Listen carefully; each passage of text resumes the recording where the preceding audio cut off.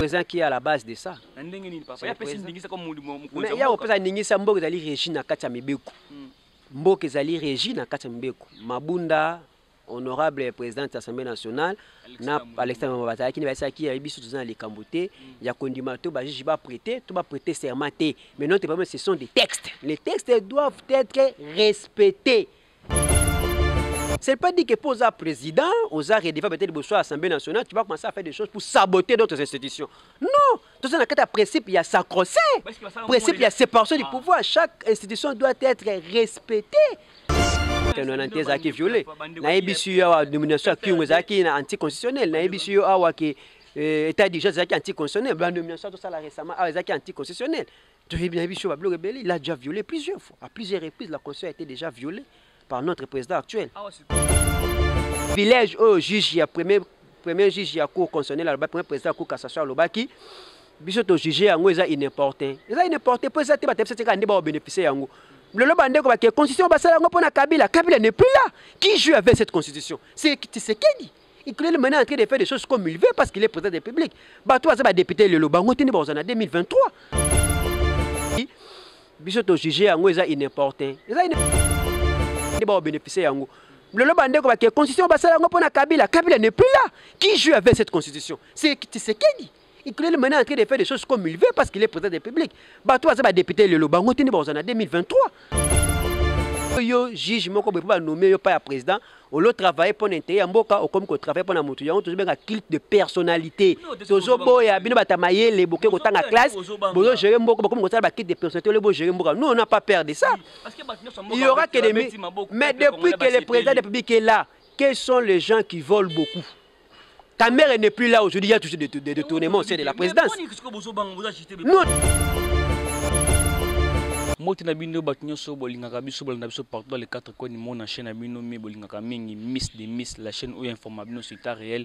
Je suis Ezer Kaya Mr. Kov votre humble serviteur. J'ai le réel plaisir à ce liboso na bino partout dans les quatre coins du monde. Merci na confiance sur Boussala biso. Bon continue toujours à s'abonner massivement biso na bino elongo to la chaîne to na liboso lelo zanga monter na émission na ngai. J'ai le réel plaisir de recevoir pour vous un homme qui parle très bien, alors bien ça analyse bien, mais Ndeko Ibrahim to beta peni masolo par rapport à muta FCC a repris sa point de vue parce que balobi batubile ba kize bangon basobo mamboka bangon mamboka bien te bangon balingi développement moka te ba bakal pour na fati beto alobi azama kamobela ko loba par rapport à ce point là si c'est pour là j'ai aussi le réel plaisir de savoir que vous êtes très nombreux pour partager mes émissions pour liker pour s'abonner avant na PC maloba na senga merci na batnyo so basonga biso yo pour comme sponsor na biso balima téléphone ezana kuta na biso merci na sponsor officiel à cette chaîne, cette émission, Gilles Vaman, l'infinitif, les mystérieux, tant que comme on a sa vidéo $, bimaka. Merci Natania, alors moi, sans amis, sur le bureau, merci na ma soutien Nabino, merci na Gilo Andomboyo,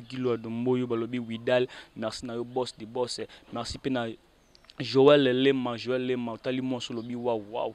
C'est une dame très très jolie, la grande sœur Esther Lema, merci Nabino Sobo soutenir Abisso. Donc j'ai demandé à mon réalisateur à fond la chambre pour te bandiner sur la partout dans les quatre coins du monde. Bah mon invité Nabisso P, donc il peut se maman comme le disant mbote mon amboka. Mbote ndeko journaliste, merci mingi ndengo pesingai occasion ya koleka susu na émission na bino pour na ko décortiquer ba sango ya mboka ebele wezali na kati ya nto sunga bandeko bazali libanda. Peno bazali awa na kisasa ba meka ko s'informer na mai ozali ko kana kati mboka par rapport ya lokuta oyo bayi politique baso ko tamboka na ngolo katikati na ba réseaux sociaux pe na ba télévision. Merci mingi. Merci ndeko d'entre de jimba la moko to beta masolo ya minembwe onde ko moko ya FCC asali akine ko sala installation ya minembwe na sans consentement sans autorisation ya mokonzi ya mboka lelo ça fait couler beaucoup d'encre par rapport à ces minembwe ko lo bani o ba kizende ko kubira. Bon, merci bien. Sujet à Minembwe ezali sujet oyo etungisi ba peuple congolais na makambo ebele. Oyebi depuis un certain temps depuis le président Fachi a joué pouvoir na kati ya mboka oyo ezali na décision moko te ya ministre ki ko sala ma ministre ki ko jouer boka noté sans ele kana kati ya conseil des ministres. Conseil des ministres ezali lisanga réunion esangisaka ba ministre nyonso ezaka dirigé par moko chef de l'état et salamaka chaque vendredi ya mois to ya semaine. Basalaka conseil de ministres chaque vendredi la semaine mikoko tozo sama na visioconférence chef de l'état na kati ya conseil de ministres basalaka délibération na examen ya ba texte na ba décision ya mboka tomonaki awa même ministre ya fonction publique tanga joaki mokano ya kosa la mise en place ya ba secrétaires généraux na ba différentes administration publique mais président a abisaki ye lokola mokano wana lekaki na kati ya conseil des ministres te azongisa yango sima bazongisaki yango sima mais lelo oyo pe tomoni makama minembwe bazali ko attribuer yango extrêmement abusivement pa ya excellence Azarias Ruberwa. Excellence Ruberwa a kosa makamna sentiment na été asalaki oyo esengeli oyo ezali de droit ministre nyonso so azoza mokano akomaka toujours mokanda neza kana copie pour information na président de la République pe na premier ministre na ba secteur concerné ya likambo ya lingi asala donc ozo arrêter ko baki azo arrêter te commune ya Minembwe ezalaka déjà depuis 2013 même Chibala qui confirmé yango sous na kati ya arrêté na ye commune wani ezalaka déjà mais ezalaki ka robele ne bande ko senga ko installer bourgmestre to monaki na kati ya installation wana ambassadeur ya États-Unis Mike Hammer azalaki wana mais to yebi Mike Hammer musala saka na kati ya Congo to zala clair to bomba te Mike Hammer azali meilleur ami ya président Fachi tout monde même comme le roi vice-président à RDC a comme ko participer na ba activité o ezo ko concerner ambassadeur te pour na ko installer bourgmestre fois ambassadeur akende.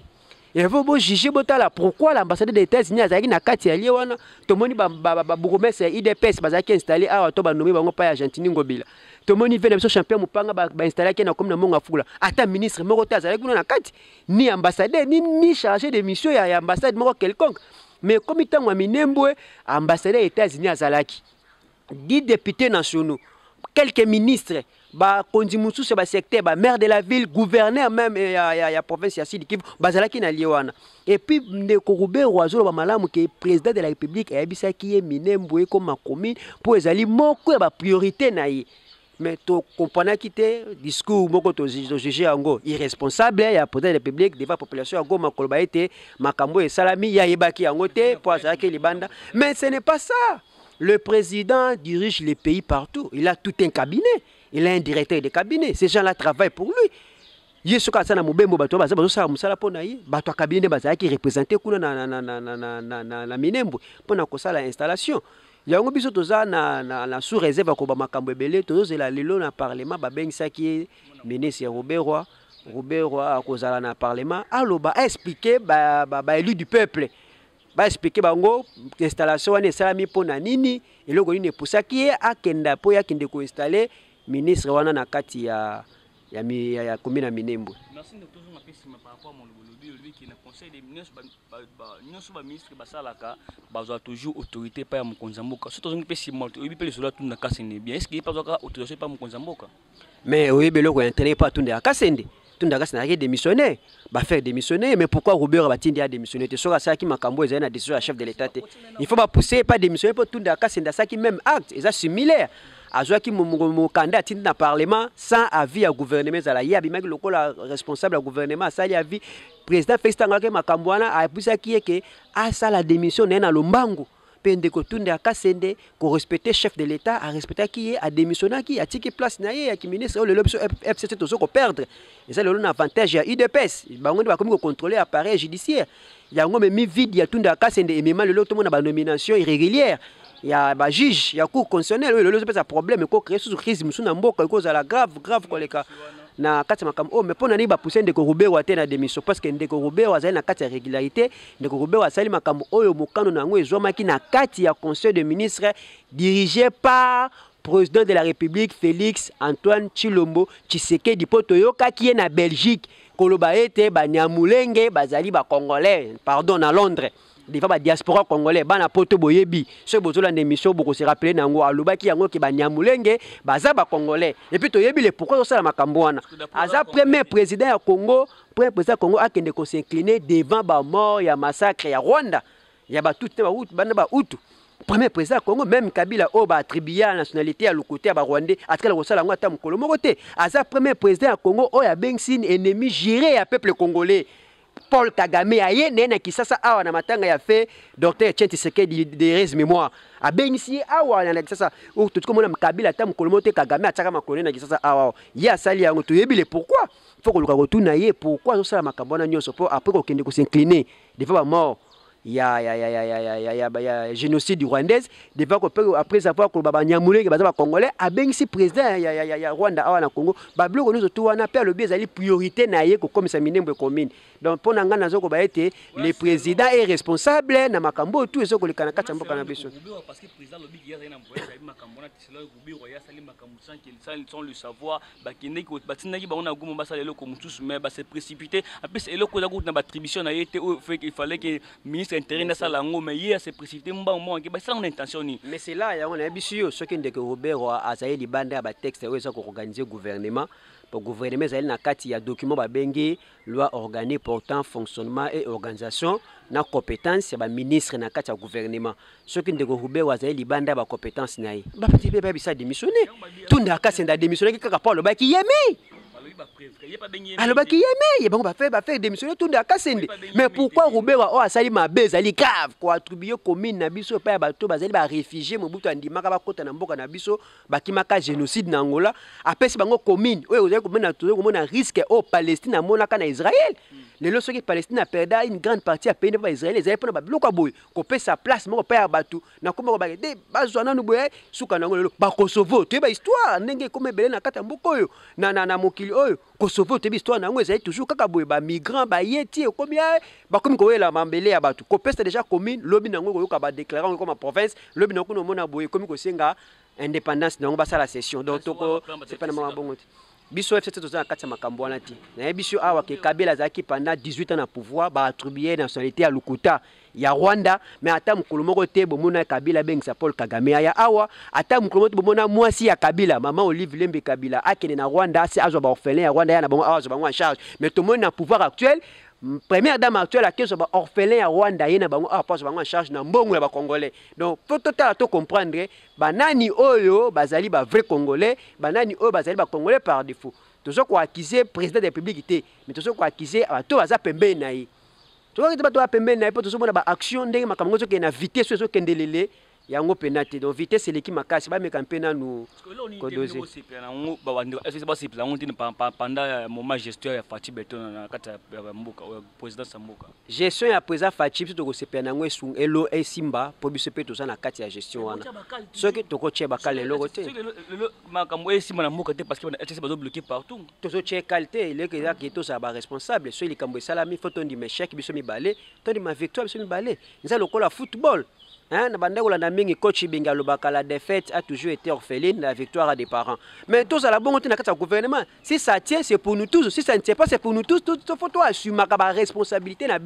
Le lot, tout ce monde a ce qui dollar et mati FCC. Ce qui lobby gratuité, ce de gratuité, président Fachi. Non, gratuité, besoin de gratuité. Et ça qui promulgué la constitution, au Kabila Signaka.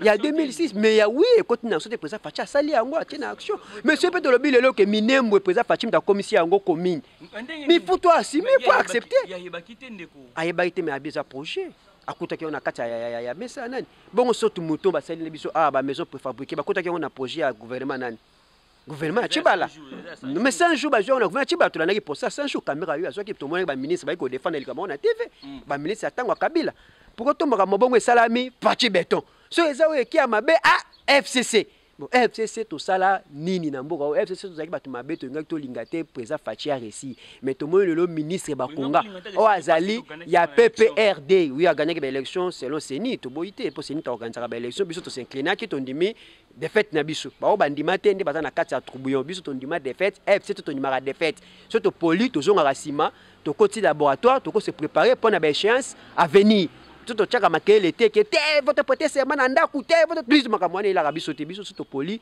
to beti maboko bonne chance na muto aleki to zalaki na prestation serment ya Fachi to beta maboko to yembela ye to kumisa ye azo diriger mboka pe na pepela ministre Bakonga le lo a sauvé année blanche na Congo a sauvé année blanche le lo bana basali examen d'état bana bazaki sur export wana te a sali ke gratuité simba pour ceux qui année blanche c'est la gratuité ngoko simba te to de kenanga année blanche ministre azo sala pour le gratuité comme en application ezali ministre à FCC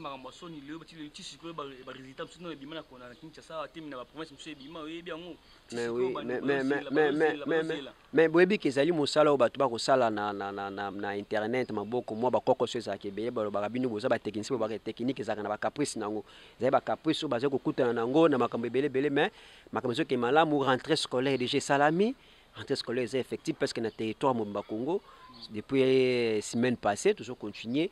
Makamala mozo kende donc biso tozana sima présent Fachi. Mais lingo baté so tozana quoi so tozana sima nae et loko mama be sabi photo kanga minoko to lo baté to batu ba intimider biso te. Mboka yali ya batu nyonso mutako intimider muninga na mboka ya zalité. Aba na te yoko lo baté poso te mutu to azena ngwa koloba eza so bato gera kikala. Eza ba ko gérer siko eza ba ko gérer sima na biso pe kuna to koloba kaka makambo mboka po eza likambo etali biso nyonso oyo balobaka bwadi bwadi tunga ndenge bandingo na biso ya Kasai balobaka. Merci Ndeko. Ah, pe mokonzi mboka Fachi Beton président de la République apesi ndingisa et pas mon mboka Sylvestre Ilunga qui ba bongisa na bandeko so ba député ba parlementaire ba député na ba sénateur pour que congrès sala mabandiko na mibali ba juge mibali ba prêter serment. Est-ce que ko sala mato ko sala mate? Bon, président de la République tozomona azali un peu mal entouré. To ba ko pese ba conseil na libanda bazo ko même vers erreur. Mboka oyo ezali na eloko babengi constitution. Constitution ezali beaucoup likondi ya mboka. Pays ezali régi na kati ya ba texte. Je pense que mokolo apretaka serment na discours na investiture alobaka akosala Congo comme état de droit. Mais ngana ko rectifier na ba ke état akosala Congo comme état Congo comme déjà état de droit depuis toujours indépendance et pas ba Belge. Pe na kati ya constitution oyo na article 1er ba confirmer biso que Congo ezali état de droit. Que dit état de droit, cela veut dire le respect des textes. État de droit, c'est que nous avons na makasu tchena boloko te yangwana na état de droit te toko zwa kamero ko tchena boloko pa iba imbongo l'état bobenga état de droit les état de droit état de droit dit respect des textes to respecter mai oyo kumami na kacha buku likondi ndeko président de la République asalaki yo babengi na lopoto violation intentionnelle ya constitution na nomination ba juge. La procédure n'était pas bel et bien respectée. Procédure qui respecté et puis ba pesi ba juge wana ndingisa na kati ya loi organique portant organisation fonctionnement en cour constitutionnel balobi na bango soki basali bino déplacement et pas ya président et que place ba tindi bino bo sepel na ngote bazali na 8 jours bali na délai ya 8 jours ya kokoma ete biso to sepeli te ko kende place oyo batindi biso kuna to lingi to tikala awa to sisa mandat na biso mandat na bango ko sila na avril na 2021 pourquoi président ko précipiter makambo à la fois de la mandat en avril 2021 aussi a nommé ba juge naé to boy biso to za contre ba juge wana te mais to za contre violation de la constitution baza bana mboka ceux ba juge promotion na kati mboka to ko siba to ko beta maboko mais eza na régularité et respecter procédure ndenge sengi la question procédure na kati ya constitution na article 161 159 ba biso bien ndenge nini juge azali kozala nommé na cour constitutionnelle président azalaki na ndenge so ba ko nommer juge moko pour remplacer juge Benoît Luamba azaki président ya cour constitutionnelle mais à quel plus loin à tout remplacer juge Noël na juge Ibulu a remplacer bango par rapport au conseil supérieur de la magistrature botoboité mais na kati ya mobeko balobi ba juge bazali na droit ya koboya nomination wana soki 8 jours ekokina noté à data ya mukolo o banomaki bango na nani mais baboya ki bakoyi mukana bango na voie normale mais pourquoi président zini ko insister à lingi à mettre dérive dictatoriale auto combattre yé papa na yé papa Etienne Tshisekedi à combattre pas ya Mobutu IDPS a combattu pendant 35 à 36 ans, dictature. Mais le IDPS a instauré un nouveau système, il y a dictature. On a vraiment encouragé les Congolais à plonger le pays vers le chaos. Ceux qui ont continué à insister, le pays va plonger vers le chaos. Nous, on ne peut pas accepter la constitution à la violer à tout moment. Nous avons vraiment ceux qui n'ont pas noté l'article où le président Banda comme un pouvoir à nommer, ils allaient grave, à violer, pardon, ils allaient grave. Tout le monde a qui programme à 100 jours, ils allaient hors constitution. Ils allaient anticonstitutionnels. Mais non, ce n'est pas le président qui présente le programme du gouvernement. Le programme du développement du pays appartient au gouvernement, l'article 91 de la Constitution. Il y avait un gouvernement qui faisait l'intérim.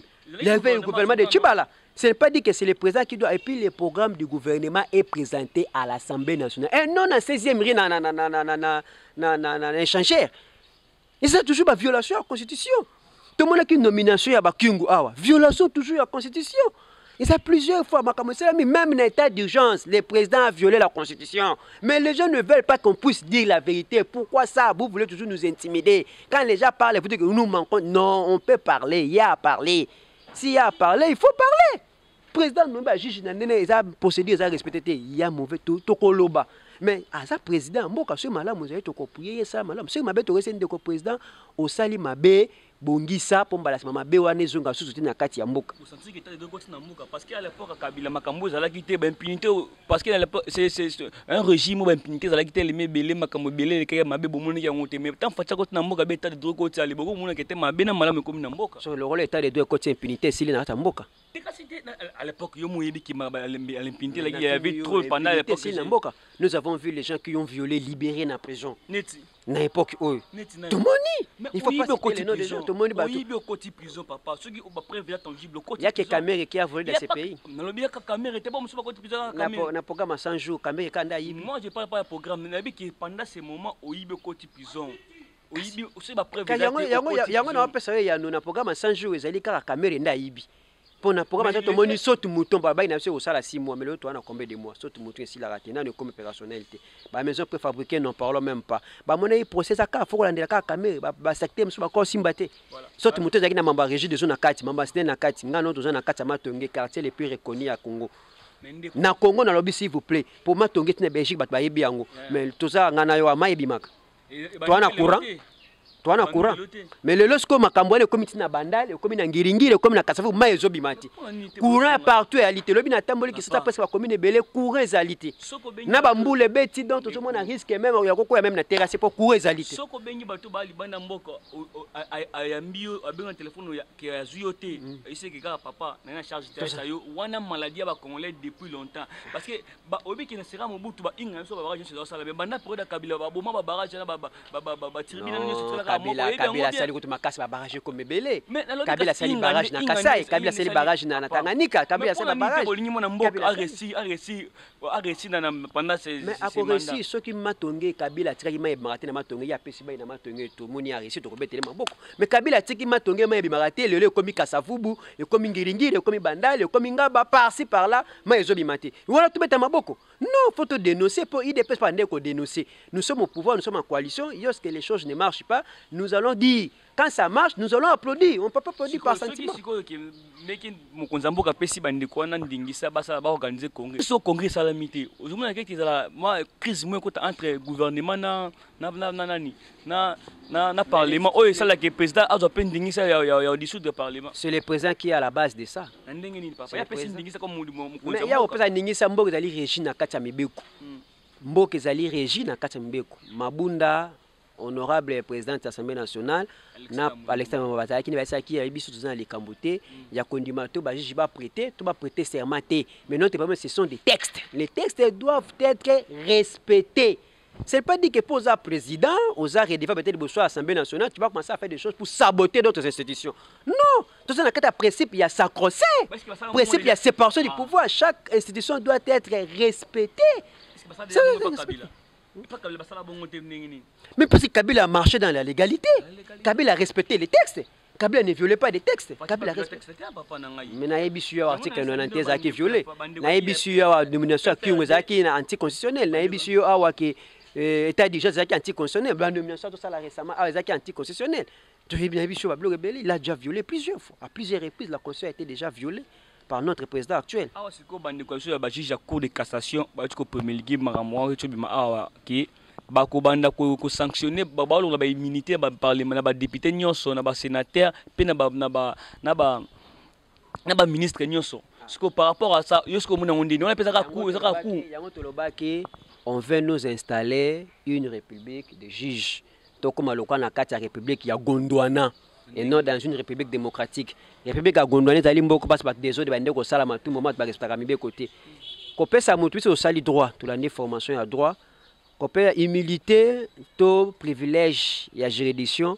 Et les clubs battent les pêches en de caméraman n'enga télémiwana, to bapes en go, to bapes ngate, bapes rangon en fonction. Ils allaient fonction, ne bapes yango. Mon collègue au tika fonction wana, muto père au comme place wana, à quoi bénéficier même avantage au yeo, aux aïeux bénéficier place wana. Kolba kolongola humilité à batu.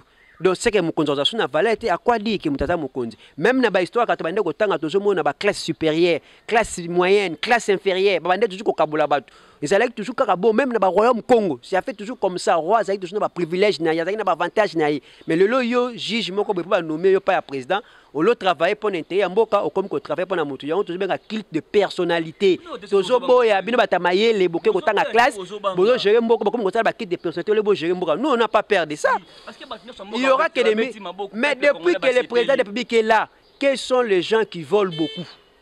Ta mère n'est plus là aujourd'hui, il y a toujours des détournements au sein de la présidence. Nous, on n'a pas peur de ça.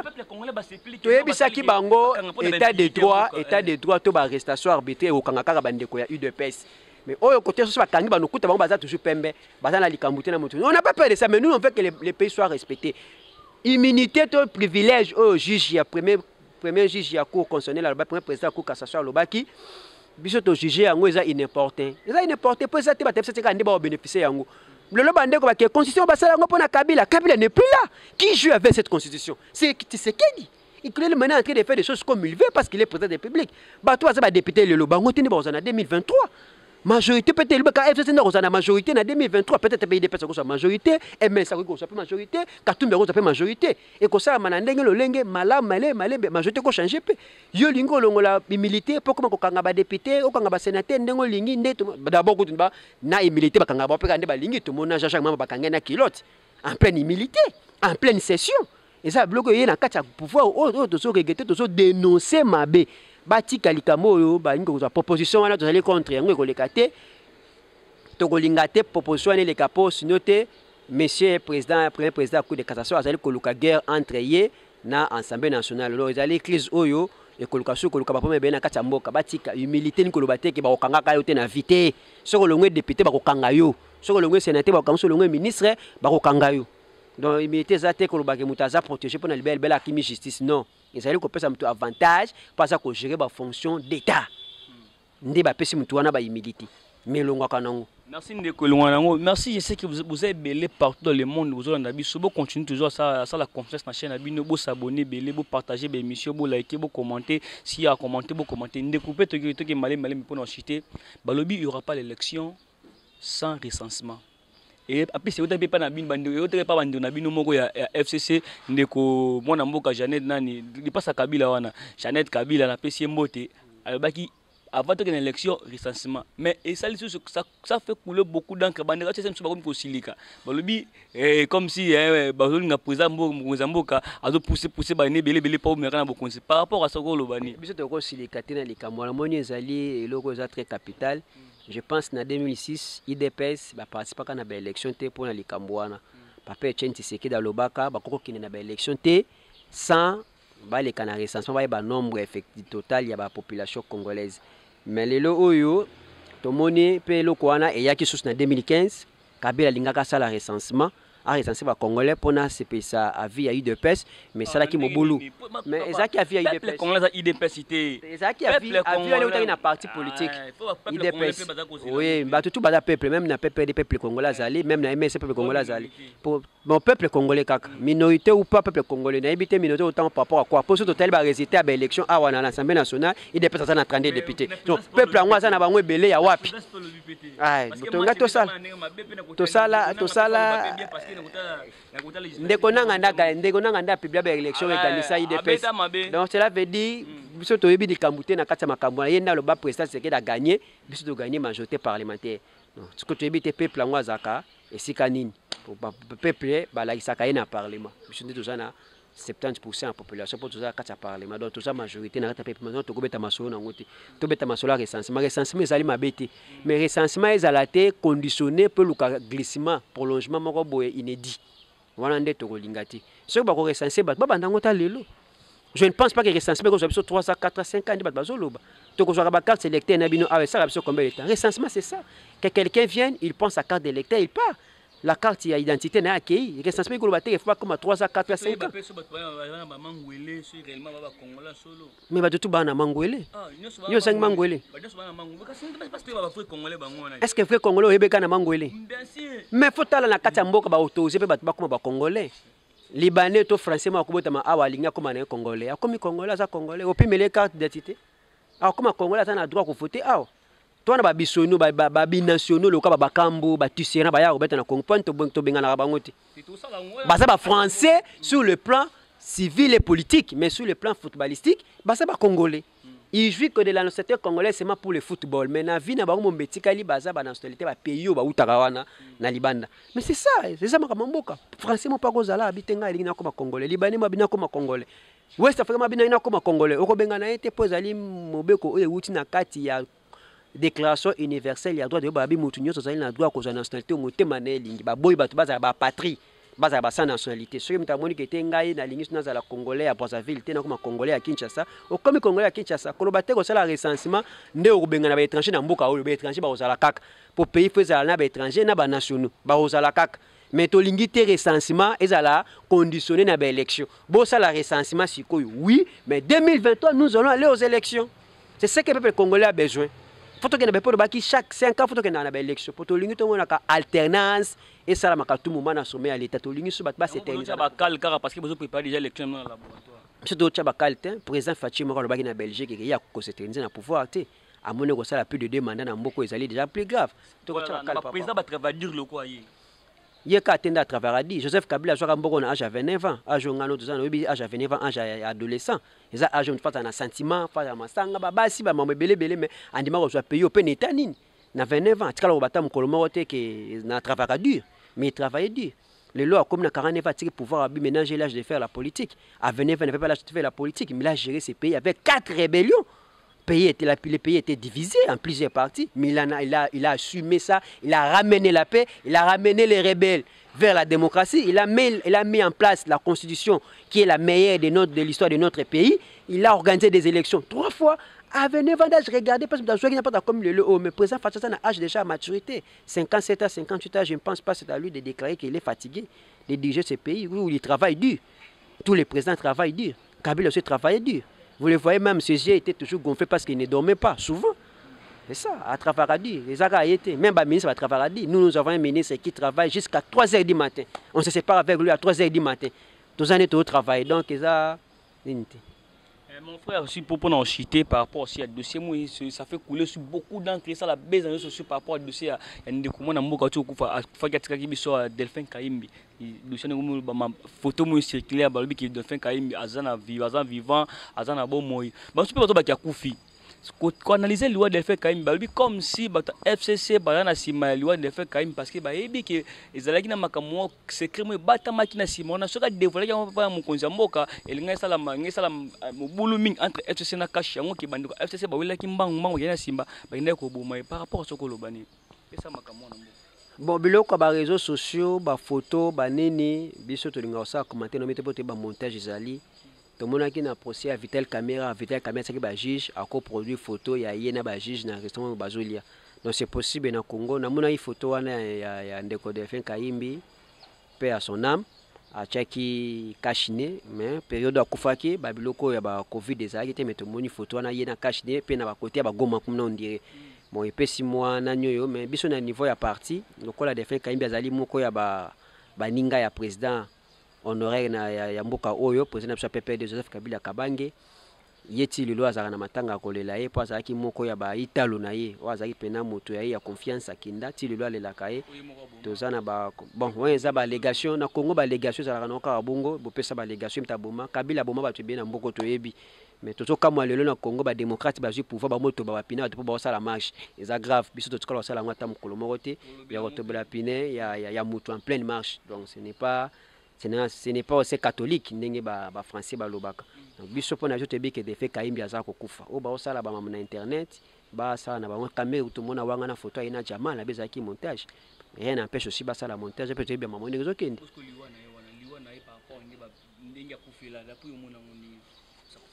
boza liwa moko epesa biso pasi mutu lokola ye na niveau na ye général akoka kokufa liwa mo ya bongo te mais toyebi ba commanditaire ya liwa wana ezali toujours ba impérialiste bato balingi Congo ezana kimia te mingi tozo citer mais c'est Mike Hammer azali ambassadeur ya États-Unis azali pamba bato ba joie na kati ya liwa ya Delphin Kaimbi bango nde basala ke président Félix achaye na des surveillés pour baluka moyen ba éliminer pour ba ki azaye muto ayeba ki renseignement militaire makasi ya mboka oyo pour empêcher ki ambassadeur rwandais Karega o aza awa lelo oyo ba mouvement citoyen ba se ba marche ba kende président Félix Nebeshika biki ambassadeur wana okende ta côté lié muta chier si ba congolais afingi ba congolais ambassadeur rwandais wana anié ke mboka na ende bo makaba congolais ba massacre so sama na Goma azali ba mboka ni mtezo sala ngo manié yango président Félix a côté lié pour azali moko ya pion azali espion ya ba Rwandais awa na kati ya Kongo ayiko sala espionnage azali moko ya renseignement ya Rwanda po delfe ka bazaki pe moko ba renseignement na biso ayebaki bato ya ba renseignement ba payer belé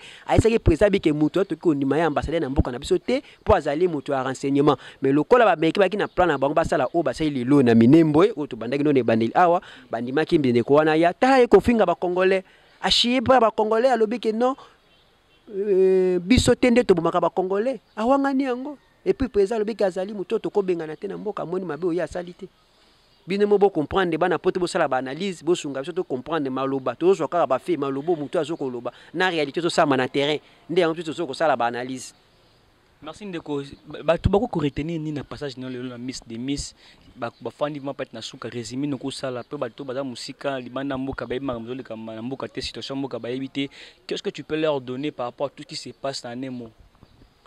En un mot, na koyebisa peuple congolais, bandeko nanga surtout biso ba jeune, toti ko zala ba sentimentaliste, toti ko zala ba fanatique.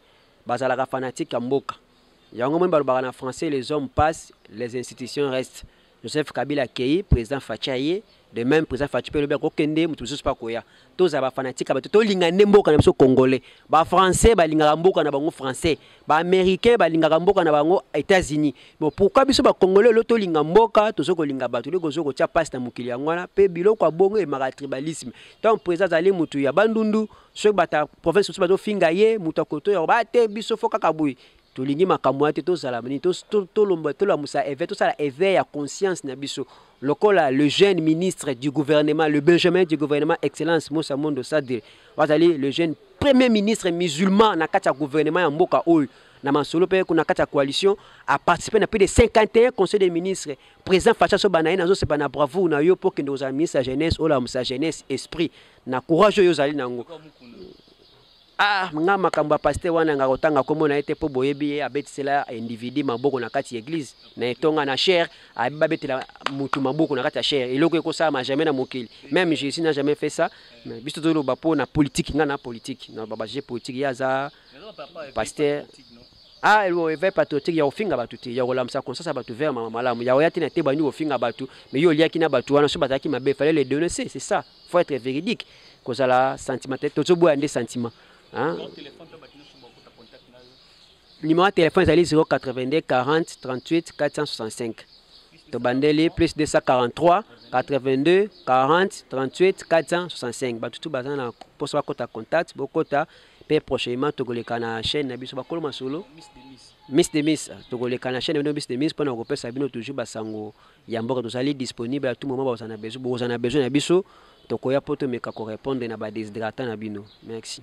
Merci Bandeko Walandi Bolanda qui partout dans les 4 coins du monde. Vous continuez toujours à s'abonner, à faire confiance dans votre chaîne. C'était Ezerka Mr. Cop. C'est pays Nabiso, c'est pays l'émission Nabiso. Commentaires, soit le numéro de téléphone, c'est toujours sur plus 243 81 35 8300. La PSP merci Nabiso sur vous soutenir partout dans les 4 coins du monde. La monde qui manque en Angleterre, la monde ma grande sœur propre Véronique Amboyi, maman na Saphir, Pena Mobile Nae, Serge Boff, Rotali Coupe, Lobby Wow, Zamba Pambolabino, sans oublier les boss Gilles Vantimba, l'infinitif.